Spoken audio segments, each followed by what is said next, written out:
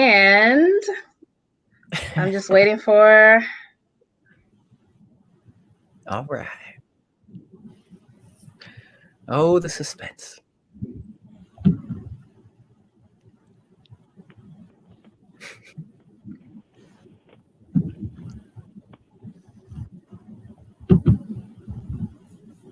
I believe in us. I believe in us. Yes. We're live. And then I think Gwenna got frozen too right now. Oh, no. All right, everybody, welcome to the panel. Vegans for Black Lives Matter. There we go. All right. Here we are. Do it again, Gwenna. All right. That's great. And I'm for some reason now I'm freeze out. Yeah. We'll make it work. Make it work. We'll make it work. We'll make it work. We may miss Stewart, aka Vigilante Vegan, because I think on his end, we're having some technical difficulties. But we are three dynamic individuals, so we'll make it happen between the three of us. So we have Ellen Dent of Animal Alliance and also of Animal Save, who is always out. Your hair looks amazing, by the way. I've never seen your hair like that. It looks absolutely amazing. Thank you. It literally just came down from a mom bun right now. Nothing else except for trying to make sure I didn't look too crazy around the edges. Well, you definitely worked it out. And we also have Sean Hill. He is a TEDx speaker, host extraordinaire, bringer of people. He brings people together.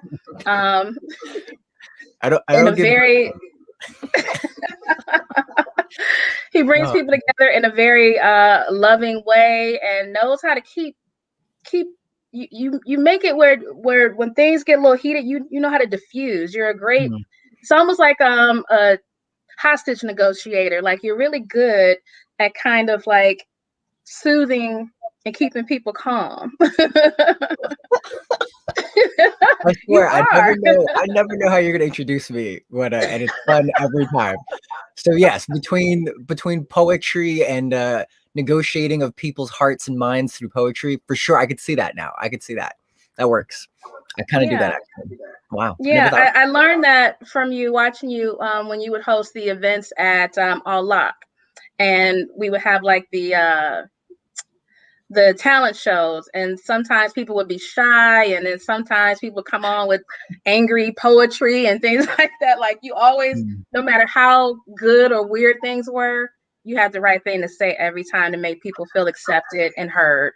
So thank you for that. Appreciate you. Yeah. So I think it's just going to be the three of us because I think Stewart is trying to come in, but okay, he's back. Let's see if we can get Mr. Mitchell in. Mr. Mitchell, can you hear us? Oh no.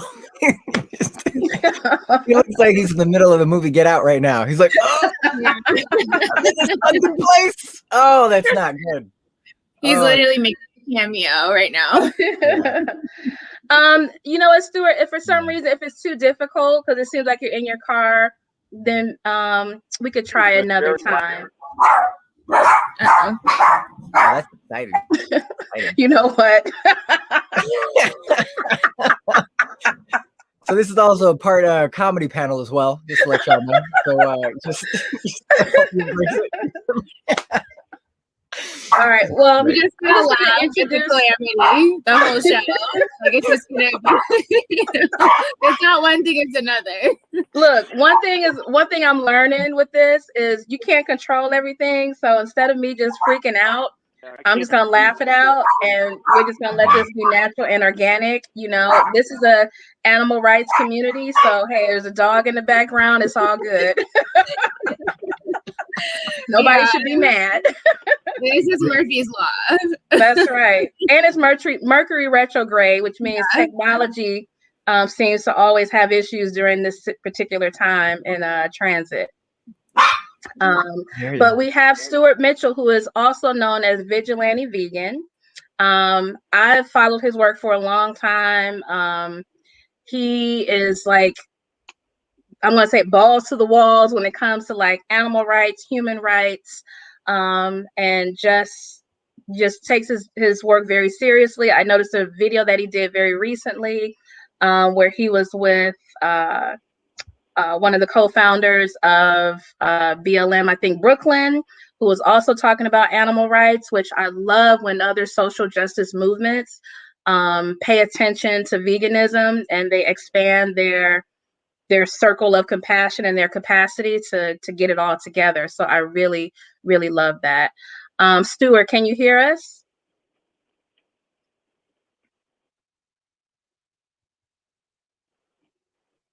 So I don't think so. So we're just gonna just roll with it. So Ellen, I'm gonna start with you. You've been in the movement. I don't know even how long you've been in the movement. Maybe you can tell us how long you've been in the movement. How did you get involved in veganism and in animal rights? And because you make a really huge contribution to this movement and to the Black community as well. Oh, wow. Thank you so much. It's such an honor to hear that. What you're saying. I don't know if you can hear me that way. Yeah, we can. We're going to come back to you in just a second, Stewart, okay? And we're going to go with Ellen for right now because you keep going in and out. So I think maybe, Stewart, we may have to... I can't follow the conversation. Everything is cutting in and out. Yeah, I think there's something wrong on your end because we can hear each other. So this is what we're going to do. We're going to reschedule with you, Stewart, and just come back another time because I know today you actually have an action. He hopped up. He's actually in the waiting room. So I'm just going to message him and tell him because he has an action later on today anyway that he should probably focus on that. And he just joined us out of courtesy and kindness. So we will connect with him another time. Absolutely. Okay, all right. Thank you for your kind words. I actually have not been in animal rights activism for very long. I started probably about 2017, and it's when I went to a pig vigil that I got involved in activism. Before that, I was basically transitioning to veganism for other reasons, mostly out of convenience because the person I lived with was vegan. He had been vegan for 10 years. So I was like, gosh, it'll be a lot easier if we eat the same thing since we live in the same place. And, then I was looking online and I saw a pig vigil. It was actually some of my friends from Phoenix that were visiting Los Angeles. And I saw they were at a pig vigil and I was like, where is this? And I realized it was 10 minutes away from me because I lived right outside of downtown. And they were at a slaughterhouse in Vernon, California, 10 minutes from where I lived. And I was like, wow, I really need to get out there as part of my vegan journey to see what the front lines are like, to see what this is all about. So I finally made it out there after a couple months. And my heart just was completely broken by what I saw down there. There's not really another way to describe it other than it's a life-changing experience to go to a pig vigil. And I know both of you have been to pig vigils because I've seen you there. You've been to our pig vigils. I remember Gwenna, you interviewing me at a pig vigil for News, for Jane Velez Mitchell's Facebook page. So, and I was very fresh to activism then when you did interview me, and I was like crying on the camera, and I still cry on the camera, honestly, because my heart is like forever, changed by what I saw down there. So, and those were pigs on trucks going into a slaughterhouse, like hundreds, by the thousands. And, I was completely wrecked by it, but I showed up 2 weeks later, and I, definitely went through a period of depression and really not knowing what to do. But the one thing that I wasn't going to do was just stay home and forget about what I saw. And I decided to keep coming out there with my little water sprayer, my water pump, and, giving those pigs any bit of solace that I could, like any little bit of mercy that I could. And to make sure that everybody else saw on my feed, on my personal feed, you know, like I don't have a huge following, but I've had people go vegan just from seeing posts that I've made. I have people that like literally report to me about how they're going vegan. And I just want everybody to know that when you see the truth, when you see these animals going through this terrible, terrible conditions, these terrible situations, just sharing it on your social media can really open up so many eyes. It doesn't matter if you have 100 followers or 100,000 followers, share, because you never do know who you're going to reach and who you're going to like literally wake up. Yeah, that's how I basically got into animal rights activism, and I just kept coming back. And at a certain point, the group that I was coming out with fizzled out, and we didn't want the Wednesday night vigils to stop. So we started them with Animal Alliance Network, and we turned that into a nonprofit. So we're a registered nonprofit, and we work alongside LA Animal Save that was actually out there a year before we got out there as Animal Alliance Network doing pig vigils. And we weren't connected with them yet when we started the Wednesday night vigils. It was a separate group that we were coming out with. So yeah, so that is basically in a nutshell how I got into veganism and how I, you know, am here doing animal rights today. Thank you so much. And yeah, you are very active, and you know, it's and you just have you know, you have a new human being in your life. Yeah. So you're juggling a lot. So thank you for all the work that you've been doing and continue to do. I think the last time I went to one of your vigils that you had held, you guys fed everybody. Yeah, everybody had like sandwiches, and it was amazing. It was almost like a block party. It was like awesome. So yeah, thank you for everything that you do. All right, next we're gonna go to Sean Hill. Let's spin reality. Sean, how long have I known you? Has it been like maybe 4 or 5 years or something like that? I'd say at least, yeah. Yeah. So same question to you is, how did you even get connected to this movement, getting vegan? And you do so many things. Kind of want to change the question for you a little bit, but definitely want to find out how you got involved. You know, what was that moment that it clicked for you? Yeah, let's start with that. What was that moment for you that it clicked? Oh man. I'd say, yeah, I was in China at the time, studying theater on a scholarship, like just doing it, like just living my life, you know, just doing just as much as I could at that time. And then I started getting nauseous when I ate a meat meal, like this meat bowl meal thing that I had. And I was watching this movie, K-Pax. I even remember the moment. Like I remember the moment when it first started happening. I just got nauseous, and I tried different meats, different animals. Right? I was like, maybe it's, you know, what I ate, whatever. And then I was like, man, maybe I just need to listen to my body right now and stop eating meat. And so I looked up more information about how to, like, just what that means, like the transition into like a vegetarian life. I heard about vegetarianism and all that stuff, but I never like looked into it as hard as I ever have in that moment. Right. And then it was maybe 4 or 5 months later that I felt ready and equipped to just kind of just go all the way with not eating meat. And then gradually, I'd say the next year or so after that, I was like, oh, and this whole vegan life also makes sense. Okay. You know, I also wouldn't like if someone strapped my mother down to a machine and like sucked her milk out her whole life. Yeah, I kind of maybe this whole vegan thing sounds a lot better, right? I was like, wow. And then I kind of just was in it. I was in it after that. And I call myself an accidental vegan, and an accidental activist even sometimes, because it wasn't so intentional, right? It wasn't such a like direct forward momentum that I had. And so that journey of it was really, it felt really like honest for me, or it felt really kind of like I was still stumbling and figuring things out, or I'd accidentally eat something that was vegetarian again and then go back and forth. And I gave myself that kind of patience and love with it, you know? And then I got to the place finally where I was like, wow, no, I feel it now. Like if I'm for example, if I eat with somebody and I'm, you know, they're having meat, like I get that notion now where I'm like, oh, I kind of don't feel good right now. I kind of feel uncomfortable. Or, you know, I start noticing how it started to heighten my empathy all around me as well. And then I also just got invited to more events that were, I guess, like activist oriented without really knowing it. Someone said, "Hey, can you come to this, anti-vivisection event?" Right. And I was like, "Oh, what's that about?" And they were like, "Well, yeah, basically, this school, I think it was the UCLA one. And it was, they were saying UCLA is one of the few colleges left in California that are still experimenting on animals and things like that." And I was like, why are they doing that? Right. And I was just like, I'm like discovering things and finding things out like that.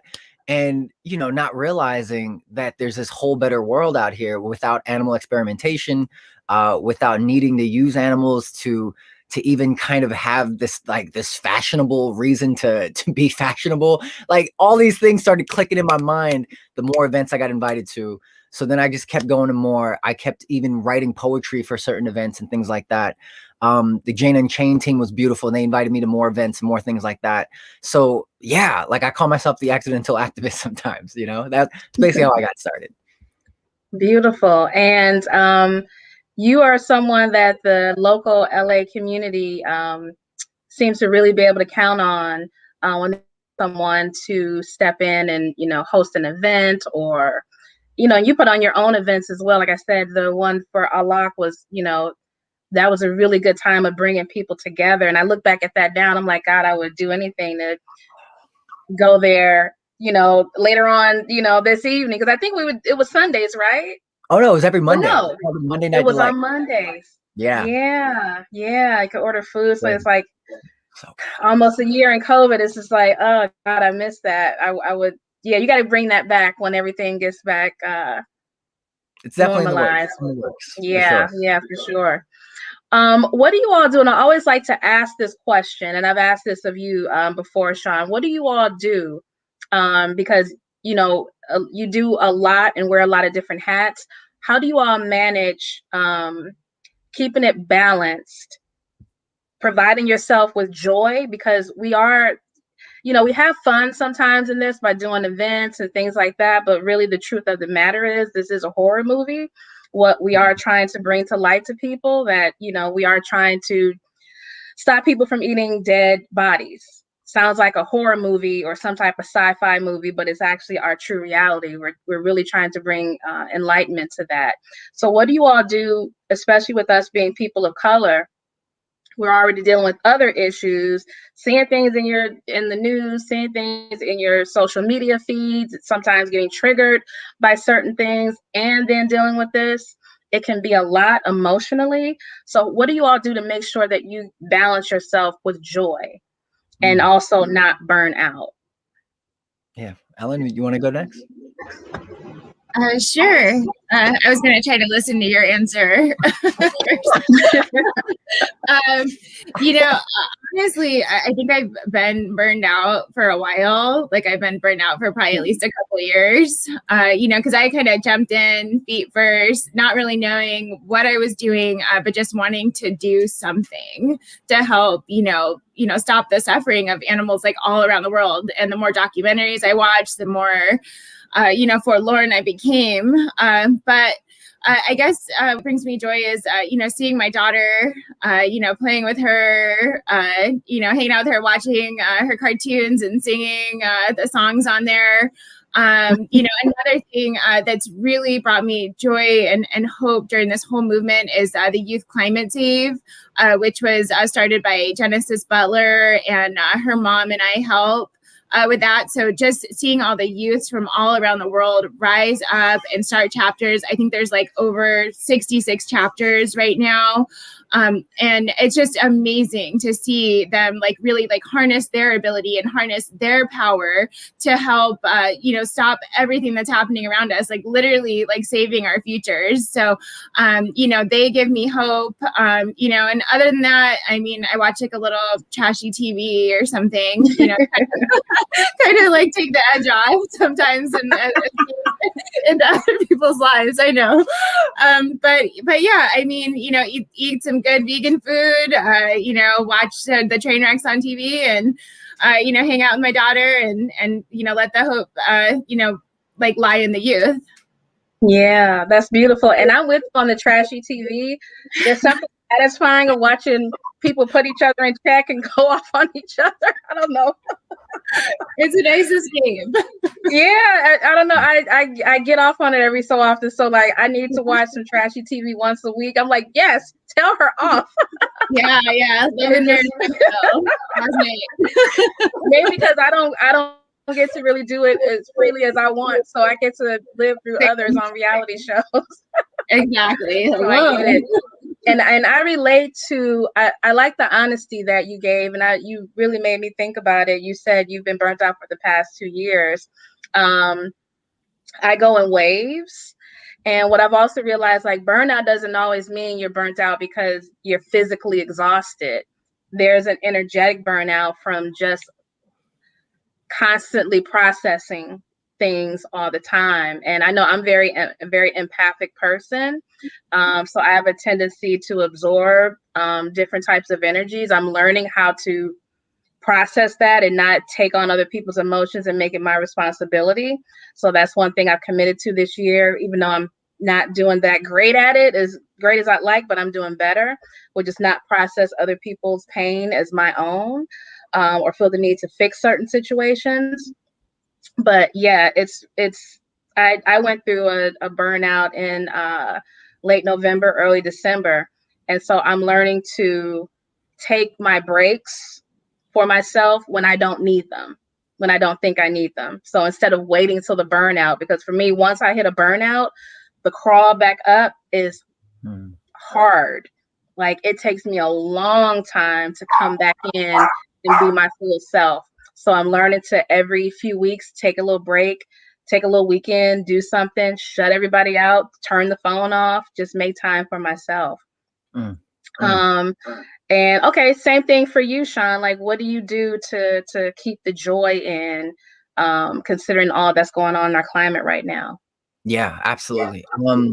I'm really good at taking breaks, y'all. Like, so I'm on the other end. I can look at an ocean breeze for like 5 hours straight. Like, I can just sit out by the ocean and write and just, take a breath in, relax forever. You know what I mean? So at the same time, though, those moments when I do get hit by it, it happens to be big, and like, it happens to be a big, quick hit for me that I get overwhelmed.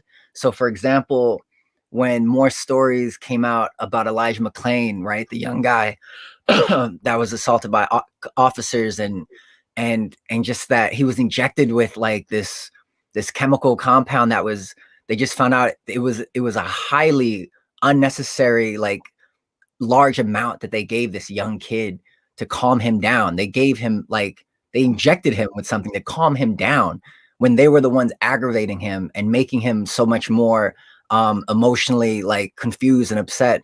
And he was a big introvert. He was very, he was very quiet in that sense of, I guess, like, just, yeah, he was just such a sweet kid, it seemed like. And you feel like you know him when you learn about these stories of police brutality, right?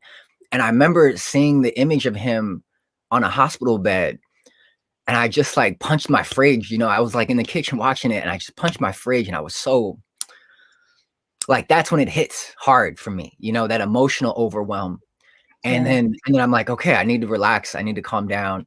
Or I need to write. I need to do something now about it. Right. I'll pick either one, because sometimes I'll try to take that energy and prevent a future burnout by applying it right now. Right. So then I can get the story out sooner. I can let people know about how much this matters. I can talk to more people that are so confused on the subject of police brutality, and they take it personal, right? They make it personal somehow. And I'll remind people, especially my white brothers and sisters out there, I'll remind all of you as many times as you need. We know it's not just Black people getting assaulted. We know that. I've seen white people get assaulted by police as well. And until you also feel like you have skin in the game of what's going on, then it keeps being twisted as to black and white. You know what I mean? And I think that's something to remind people of all the time, because I keep seeing the misinformation out there and the disinformation that's purposely meant to mislead people. And I'm big on doing that kind of preventative work. So I could talk to so many white people as much as I need to make sure they understand what we're talking about, what's going on here.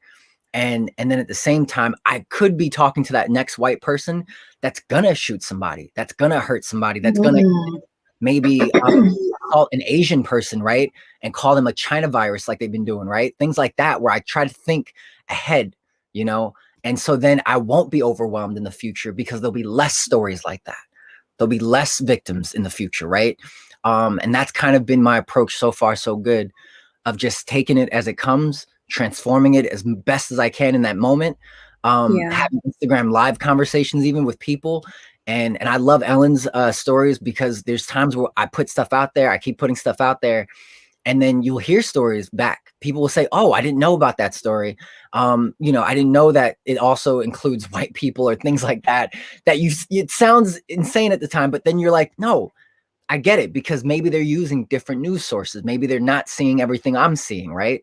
And then at the same time, I also remind myself that the amount of people that have told me they become vegan also is profound to me, from just sharing a story about a pig vigil. Exactly. It was the exact kind of event that Ellen was talking about.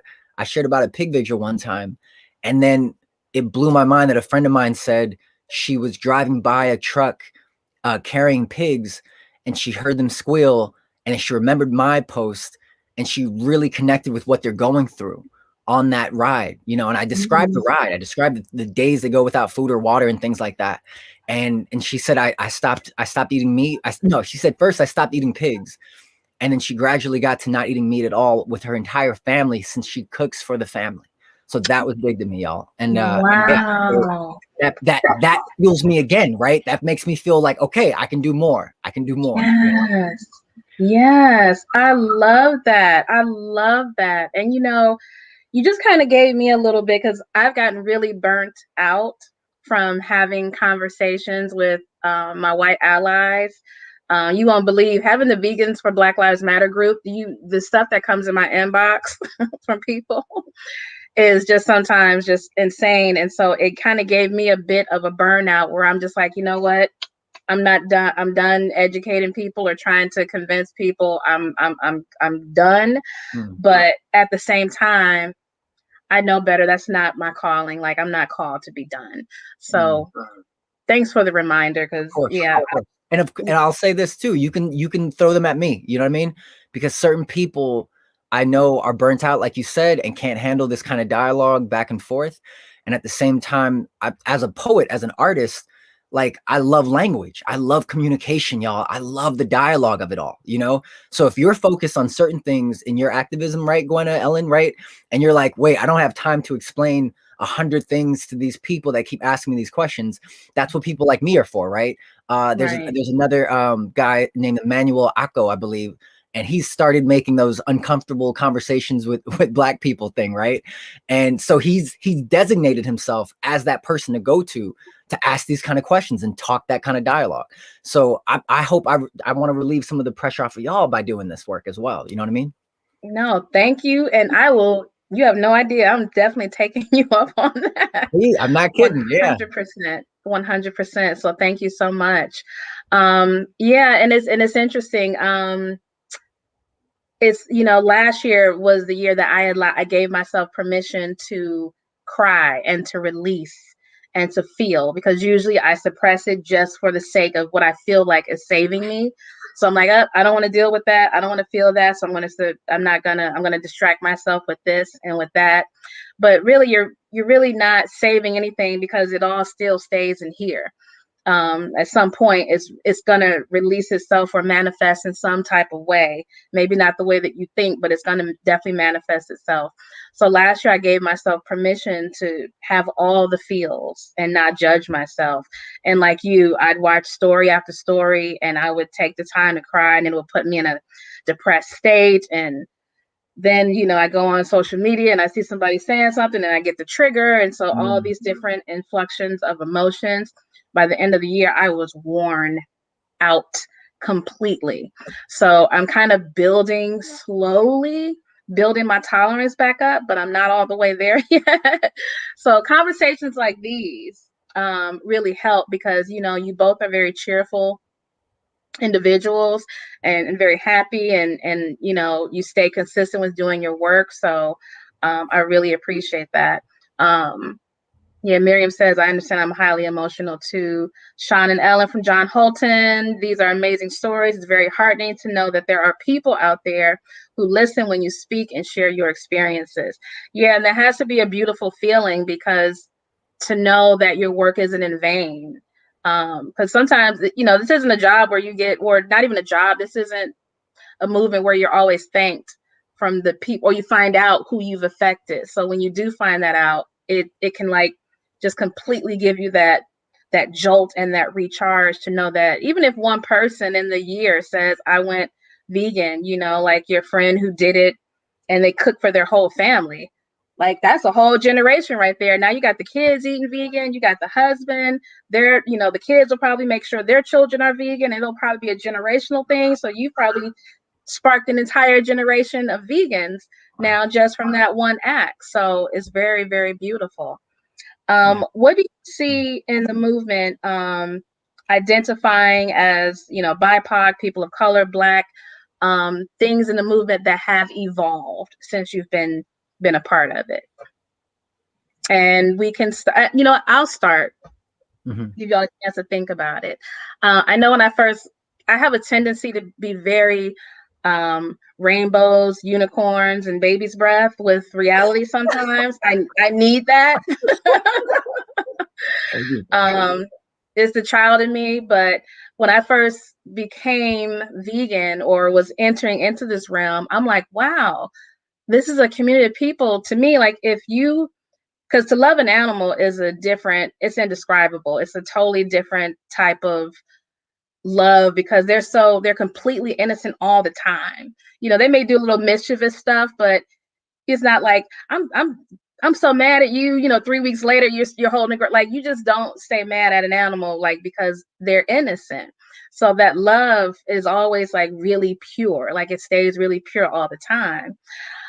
So to have that love for an animal is a beautiful thing. So when I got involved in this movement, I'm like, wow, a community of animal rights activists, they love animals. So to me, if you make that leap, that means you've pretty much figured out how to love everybody. That's what I thought, that you kind of mastered that. And so when I got involved in the movement, I realized that even though it's a movement of love, it still operates kind of in the same blueprint as the world does. So you still have a lot of the isms in these communities, and still things that you're fighting through. But I have seen an evolution to where people now are, you know, taking on, you know, more than one movement, and they're advocating for social justice and things like that. So I am happy to see that people are stepping up and trying to learn. And people are, you know, taking baby steps and trying to learn. So that makes me really proud. So I'll throw it back at you all. What have you seen in this movement that has evolved since you've been in it? I just want to. Yeah. Okay. Go ahead. No, I was just gonna say that you know, I'll give you more time to think about it if you want. I was gonna say that I don't know. I'll say that it was great the moment that I saw, for example, PETA step up and, you know, and kind of have that moment of acknowledgement and solidarity with the kind of civil rights movement that I know Black people have been pushing forever. And then one of the movements of it is Black Lives Matter. And at the same time, like, there's been so many more movements than just Black Lives Matter. If that's too controversial for some people, or they don't know how to navigate and actually find out the truth about a movement like that, there's still thousands of other, like, so many other groups to support still, if you believe in racism, right? If you know that's a real thing that affects our society. And I think that whenever people acknowledge something like that, especially an organization like PETA that's been around forever, it's a big statement. It's a big statement that makes people question what they've been believing, or question what they've been thinking previously, right? And so, you know, for example, you know, someone just mentioned here that they found out there's racism in the movement. And the funny thing is that as someone of color, we tend to know there's racism in everything, right? We know it's somewhere in there, and there's someone thinking in a way that they don't even know is racist sometimes, right? And I have a lot of humanity for that. I have, maybe some people say I have too much patience with it, but at the same time, I know the stories of when someone was befriended that was racist and then they gave up thinking that way, right? Of reformed Nazis, reformed people that used to be a skinhead, right? And now they're like speaking at schools, talking about that kind of isolation and sadness that they felt to even join a group like that, right? So to get to a place where I remind myself that it's always about this disconnection that happens for people, and this kind of sadness or depression or searching for community even that happens. Whether we find it in the animal rights movement, whether we find it with people of color that can kind of just get what we're going through in this society, whatever kind of group acknowledgement we need to have, I think is always a step up, you know? So I just give a lot of respect for all the organizations and movements that are doing things in that nature. And even to you for creating a thing like, you know, Black Vegans for, you know, Vegans for Black Lives Matter, right? Yeah, I'm gonna practice saying that right, because there's so many like, versions of that, right? You always see like 10 different versions of it. You know, and I loved when people started doing, you know, Filipinos for Black Lives, right, or things like that. And we know we're all in this together. And I'll even say one more moment of this kind of solidarity feeling is that even with the hate crimes against Asians right now that are happening, I saw a great app that was started where it's a uniting of Black people that also wanted to help, you know, escort, you know, Asian people that were afraid for their lives. And it was Black, Latino, it was like a bunch of different, I'd say communities that came together. And I think it was in Oakland it started, and I think I saw it in a few other places now. And it was great. It was just beautiful to see that and not believe in these other narratives of bitter people, or again, the people that are disinforming and trying to skew people's, you know, mindsets, because we're doing so much unity. There's so much solidarity in every group, in every cause, in every community. That's happening. That's been happening. But the powers that be that don't want you to believe that or get money from it or get some kind of political power from it, right? We know there's things like that that are happening. And for some reason, there's that, well, I don't know, but look, find out, you know, look at the movement, come to a meeting, right? Come and check it out for yourself. And I just feel like there's so much reliance on what we see on the screen sometimes that we forget about the direct interaction, you know. And I'll save a story for another time, or for next time, or another question about these kind of moments where I've talked to people directly and they're like, wow, I didn't know I was in my own like echo chamber, my own bubble for so long. You know, I haven't talked to someone that, how did he say it? He said, yeah, I haven't talked to someone that had a different point of view in so long. And I didn't realize that like you were affected by all the racism in the world. They said that to me. They said like, oh, well, I didn't think of you when I think of posting this thing that insulted Breonna Taylor, for example, right? This thing insulted Breonna Taylor one time. And I let him know like, hey, that kind of hurt, you know, that you said that about her.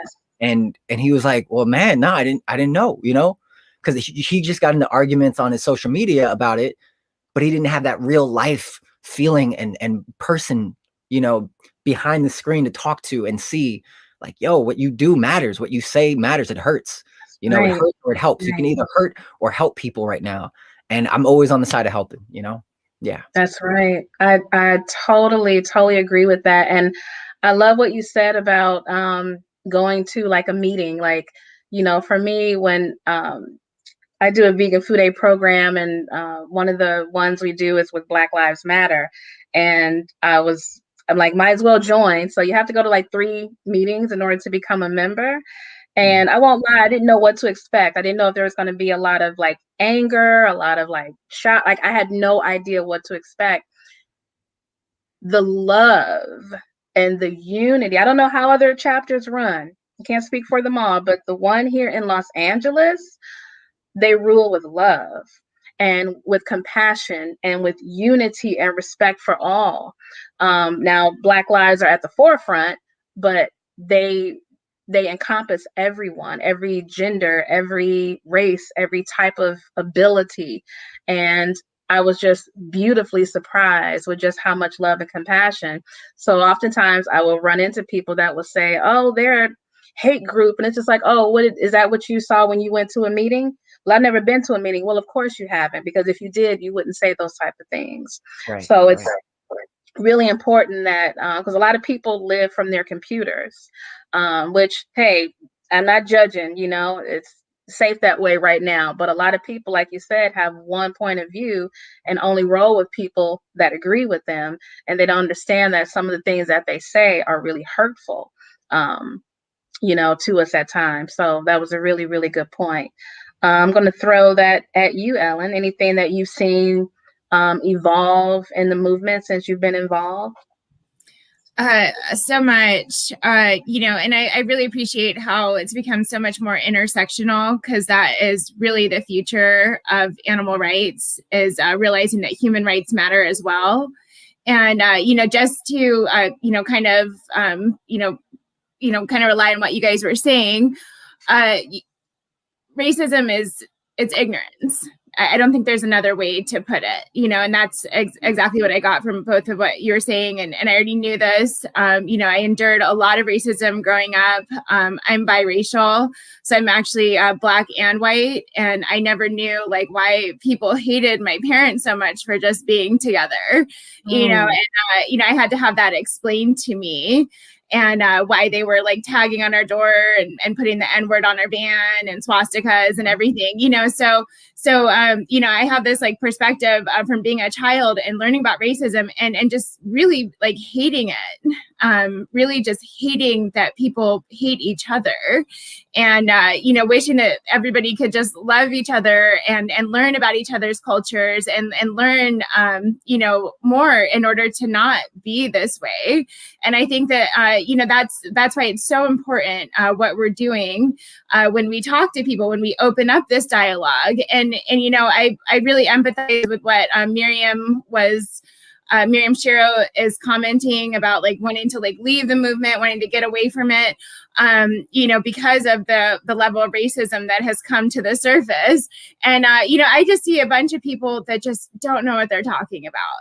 They don't know, they need to meet, Black people, Asian people, Jewish people, even. I've seen a lot of anti-Semitism happening as well. And it's unintentional. And, we have to combat that as well. So we need to speak up when we see this happen. And we need to make sure that people know that is not okay. It's not okay to marginalize these groups. It's not okay to, talk about stereotypes. When people say these things, they obviously don't know, who they're speaking to. They don't know the people. And that's the problem, is they were not able to connect because people that do know, people that could change their mindset, haven't spoken to them. Yes. And so that's why we need to make sure that we keep this dialogue open, even if it hurts us, to help educate these people, just like Sean is doing in his classes, just like you're doing for vegans, for Black Lives Matter. And I really appreciate both of you so much for doing that. I feel like a lot of times I'm not vocal enough, but I'm always here to help with that.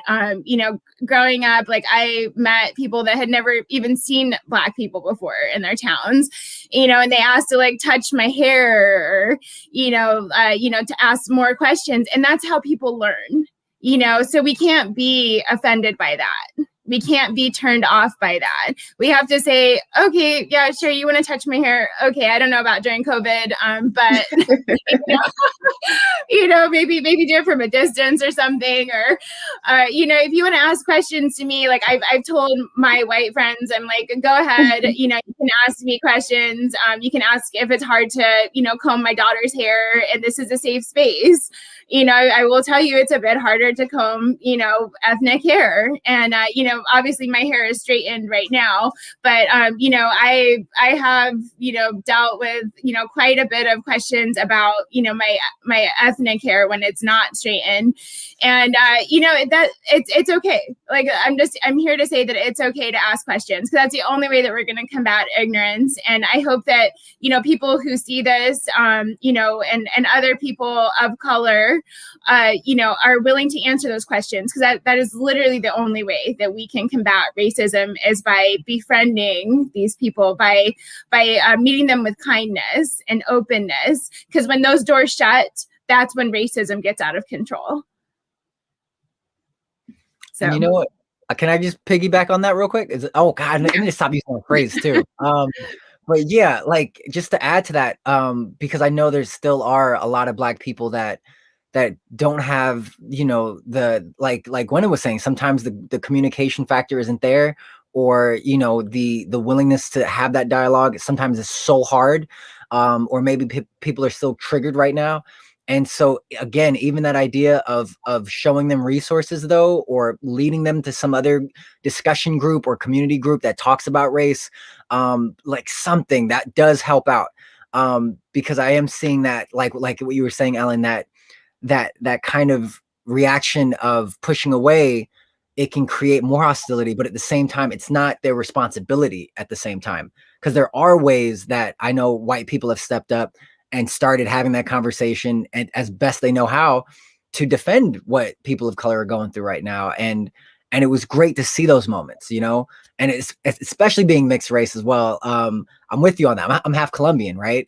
And to get to that place where these kind of stories that you're sharing, like, we're reminding people that we're human beings in some miraculous way. And I don't know if it's that, like, I guess that's my question for both of you, is that there's times where it's like, let's keep the dialogue happening. Let's keep this going. And at the same time, I feel like, well, is there supposed to be a certain amount of like logic and empathy that should already come to the table? Or is that the part that we're focusing on? Are we trying to help them bridge their empathy to race? Or, you know what I mean? There's times where I get lost in that every now and then myself. Well, I mean, the only way to bridge that empathy is to meet them with kindness, and openness. And yeah, if that particular person doesn't want to deal with it, just like you said, send them to someone who does, send them to that group on Facebook that does want to address their issue, and tell them to ask it there. But you're always, there as a friend if it's somebody that and you really invite their openness to ask these questions, because it takes a lot of bravery just to ask these questions, just to put themselves in this uncomfortable space that has been created, by this movement. So yeah, I want to say that it's okay to ask these questions, and I don't know if I'm always the person to answer it, like they, with the Save movement, they were trying to kind of get me to like have the Black voice here. And, and although I do, and I am half Black, I was like, we need to talk to Gwenna. This is her. She does vegans for Black Lives Matter. She does the Black Lives Matter meetings. That's not my area. I can only speak for myself and my personal experiences and what I have, experienced, growing up as far as racism is concerned. Yeah, and it's a huge task as well. Like, even for myself coming in, it was a role that I decided I didn't even want to continue, because I'm like, yeah, it was too triggering for me. I'm like, we need someone that's certified in this, that this is what they do for a living and they have the patience. I didn't feel like I was that evolved to take on some of those issues. So I totally understand where you're coming from. And also to you, Ellen, I had no idea you grew up having those experiences.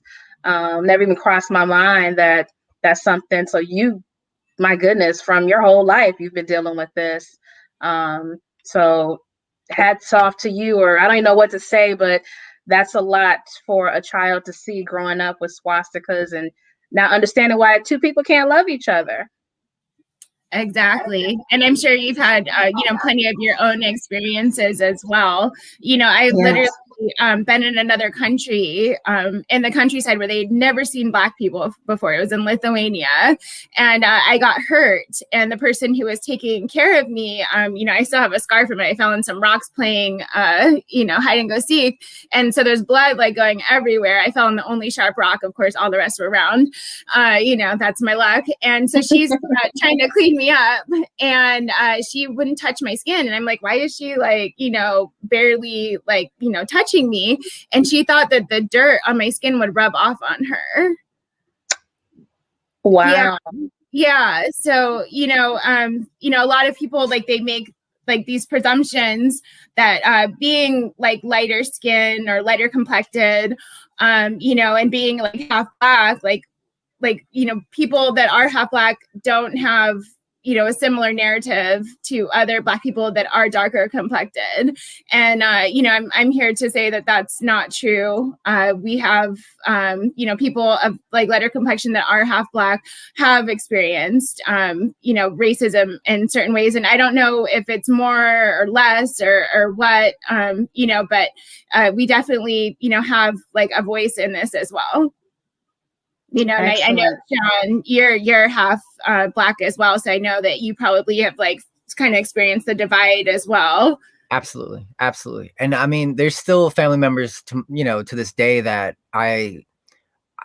we skirt around those kind of political issues that come up or the racial topics that come up, and at the same time, even before I was born, actually, my parents had stories of racism because they were living in New York. And oh man, it's always interesting when it's part of your own family, right?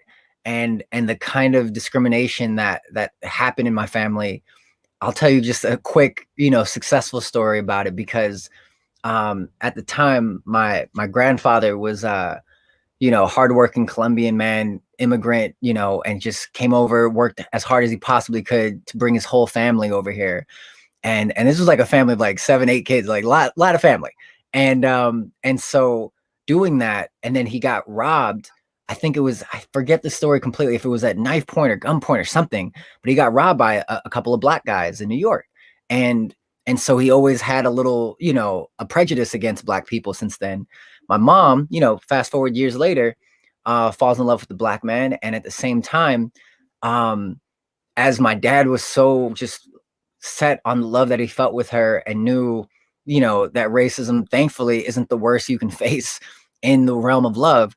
For example, there was a water heater that broke down in the house, in my mom's house, right? Living with the family there. And my dad was specializing in engineering and all this stuff. He's part of the Air Force. He knows like electrical components like the back of his hand, right? He actually gets snuck into the house by my mom because he wouldn't be welcomed into the house. And he fixes the water heater. He fixes the water heater for them, y'all. And that's the kind of story that I don't let out too often, because, it's so personal and so special to me. But at the same time, for a panel like this, and Ellen, thank you again for sharing your stories, because it makes me feel more comfortable to share mine. It's that kind of community feeling that comes up, and then thankfully my mom's parents, gradually that lessened with them, that discrimination, that prejudice they had. And it was a thing like when I saw them like, shake hands and hold it, like, seeing my grandfather hold my dad one time, I remember as a young kid, and embrace him, as a loving husband that he is to my mom, was like so special to me. It was so special to me. I can still remember that kind of like picture in my head, So these kind of things, they hit home. And for anyone out there also that has these moments where, you get talked about in your race differently by different people, or if you're not this enough, or you're not, this race enough, it's always great to not define yourself by how other people label themselves. You know what I mean? So as growing up, like, I knew I didn't fit into any one box. I knew that already. And as much as I could get told that I sound this way, sometimes I'll sound white, for example, because I sound educated and I'm talking articulately, right? Or there's other times where it's it's that kind of stereotyping that we do of each other that we don't realize how much it hurts until later on in life, right? And so the sooner we get to that place where we know who we are for ourselves, the less that hurts. And at the same time, the more you can teach those people about who they are and where they come from and our shared history.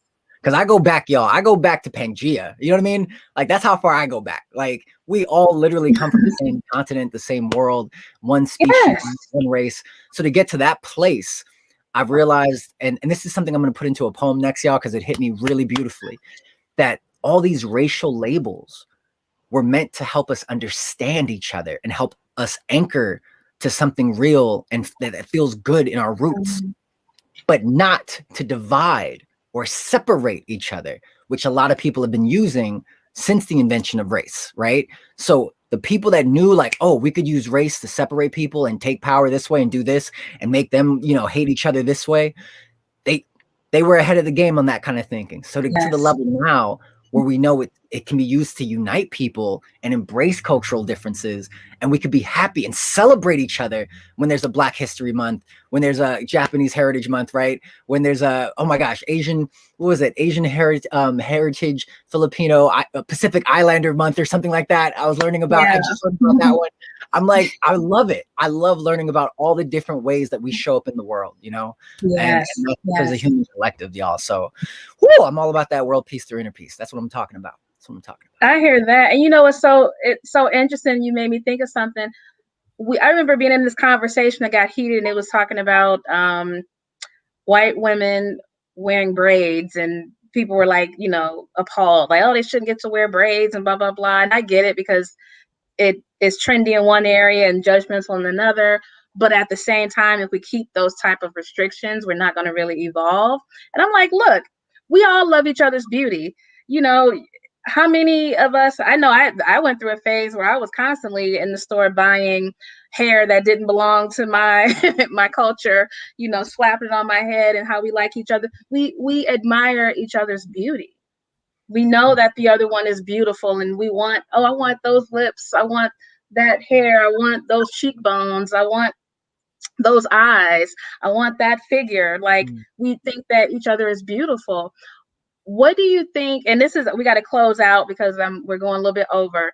As our way to close out, one, if you could say, however, I don't know, a solution, like just one thing that you do that you think can make everyone love each other. We've kind of already said it, but just one thing that we can do to help each other love each other. What you got coming up, and then we'll close out. I'll start. One thing we can do to love each other, and Sean actually said, I might be stealing what he's going to say, but we all we all have the same origin. We're all on this planet by ourselves with each other. What does that tell you? Like, we're on this, you're not traveling, coming here from Jupiter. You're not coming here from Mars. We're all on here together. We are all family. We're all family, just different hues. So if we can get that in our head, we can avoid and start erasing some of the separatism. And what was the question that I just asked? I said two things, didn't I? Oh, what do I have coming up next? I have coming up next on March 3rd. I'm going to be doing a panel with Melanie Joy on March 3rd. We're going to be talking about diversity. So that's coming up on March the 3rd. So look out for that. We'll go to you next, Ella. Okay, thank you. I think patience, I think that's like a theme overall. I think that love overcomes hate. And in order to love other people, you have to be patient with them. Just like family. So, try to be patient with each other, listen to each other, and meet each other with as much kindness as you can possibly, hold on to. Don't be hateful, don't be mean. And then I guess what's coming up today, there's a dairy demo that Animal Alliance Network is doing with Anti-Dairy Social Club also representing, and they're going to be at 100-year-old dairy. So it's over 100 years old, and it closed down and then it reopened. And so they're going over there for February free, just to let them know that dairy is not okay. It's cruel and it's awful. And as a mother, as a lactating mother, I will tell you that it's just devastating to me now to see what these cows go through, getting their babies taken from them, and being raped and milked over and over again. So that's today. That's from 1 to 2 at Brogue Years Dairy. I don't know if I said it right. And then afterwards, they're going to also go to Border Vegan, which is a kind of like food festival that's going on in Bell. So if you're in the area, please stop by there and support those small vegan businesses. Just Vegana, Mama's Tamales, Just for Fun Sweets, all women of color, all female-owned sustainable businesses. So that's today. And then March 8th, we have a Zoom gathering, a community Zoom gathering with Los Angeles Animal Save. We host at least one a month. We'll probably have 2 this month. So please come on. It's always a fun conversation. There's lots of really exciting people. So even if you're in Colorado, like Miriam just said, you can still hop on Zoom with us and talk. And I always learn something new on there. So it's always a good time. So that's on March 8th from 7 to 9 p.m. March 7th. I'm sorry, March 7th. That's Sunday, March 7th from 7 to 9 p.m. And then at the end of the month, I have a talk with Lindsay Baker on Jane Unchained News Network. So please follow up for that. I think it's at 10 a.m. Pacific time. So thank you. On to John. You're so considerate, Ellen. You're so great. So great. Such a good mama. So I guess I would say for the first question of that uniting aspect, you know what? I'm big on reminding people that if someone or some program or something you're watching on TV, some article you're reading, if they're trying to make you hate someone or see yourself as different or better than someone, then they're probably trying to sell you something. They're probably trying to make you think the way they think, to get something out of you, to get some kind of thing from you, because there's always more money in that. There's more to benefit for certain people at the chaos and disharmony of our collective as a human species. And at the same time, I'd say I remind myself of this quote: it's better to light a candle than to curse the dark. Right. So every time we're getting into an argument, I always go for those solution oriented mindsets of, oh, okay, they're mad at me. There's something going wrong here. What do you need? I'll ask those kind of questions that cut through all the BS, all the garbage, all the ego. What do you need that I'm not seeing? I'll find those phrases, what do you think I'm saying? And what's offending you so much that you think I'm saying right now, right? I'll reiterate questions so much. The Socratic method, y'all, please Google the Socratic method for your own benefit in this life. Nonviolent communication has been such a beautiful force. And I think there's a lot of groups doing that kind of work right now. One of them being the Long Beach Nonviolent Communication Group that I recently took workshops with last year. Amazing stuff. So anything on that level that helps you control your anger, your own rage, your own, disbelief sometimes with people, and actually channel that into a loving force and a compassionate force has been absolutely helpful in kind of reconnecting me with other people in reinstituting that humanity. You know what I mean? Humanity is so big to me. So that is definitely what I'd recommend. And then and I think I'm working, there's a few films coming out that I was working on acting wise, where there's a film called Steadfast coming out soon. That's about a Baha'i central figure, and it's a beautiful kind of sentiment on race, on religion, on interfaith communities. If you haven't heard the Baha'i religion, they're very deep, very interesting, great thing to check out. And then also a horror film called Display is coming out. And it's gonna get scary. Y'all gonna get scared. It's gonna be scary. Are you a monster in the movie? I'm not going to tell you. Hashtag no. Spoiler alert. I'm not going to do that. It's really fun. It was really exciting. My first horror film in that sense. Oh, no, my second technically. And so it was really fun, really good stuff. And I'm always working on more poetic projects to do like that. And I'll be doing more poetry videos to release as well. I'm going to finally release my TED Talk on Instagram to make sure it gets out in that social media, TikTok world as well.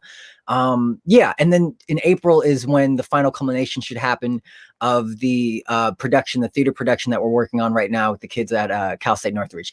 Not kids, they're students, they're young adults. I don't mean to say that. Yeah, some of them are adults. So yeah. I want to respect the youth always. That's a lot of stuff I'm working on. And also, I'll put it out there one more time. I do poetry workshops as well all the time. And oh my gosh, I've opened it up to race discussions as well. So if you want to have a one-on-one private race discussion kind of thing, you know, I'm open to that. And you know, feel free to message me the questions that you have, and I'll give you the rate and all that stuff. But it's so important to me that this happens, and I'll still do it for free. I still do free discussions online as well.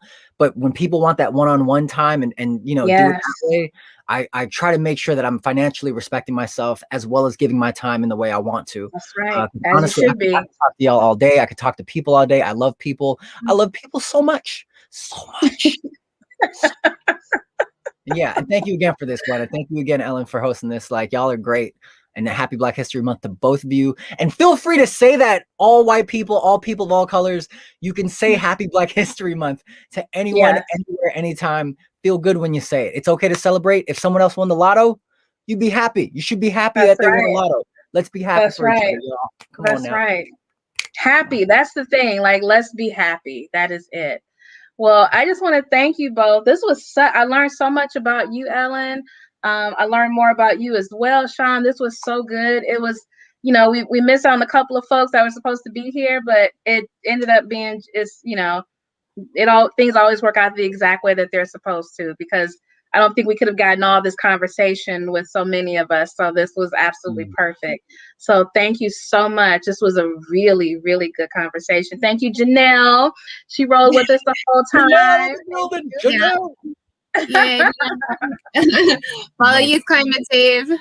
Yeah, and thanks, Miriam. She rolled the whole time too. And I'm going to have to interview Miriam because it seems like she has a lot of similar life experiences as you, Ellen. So I would love to one day do a colorism panel because that's an issue I grew up with that was like haunted me for a long time. It took me a long time to heal from like colorism issues within the Black community. So that would be that's a conversation I'd love to have, maybe inside Vegans for Black Lives Matter, to have that type of conversation. So all right, so thank you all so much. I'm going to end this broadcast if you two can stay on with me for just a second. Thank you all for joining Animal Save Movement, Vegans of LA, Vegans for Black Lives Matter, and LA Health Save. Thank you all so much for joining. Enjoy your Sunday. Peace.